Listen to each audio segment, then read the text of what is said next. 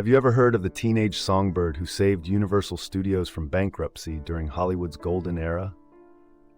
This captivating tale revolves around Deanna Durbin, whose voice and charm captured hearts worldwide in the 1930s and 40s. The story begins as Universal faced financial ruin, but Durbin's debut in Three Smart Girls became an unexpected smash hit, revitalizing the studio's fortunes. Despite her success, Durbin longed for a normal life, retreating from Hollywood at the peak of her fame. Her legacy isn't merely in her films, but in the profound impact she had on the industry, leaving behind a testament to the unexpected power of talent in its purest form.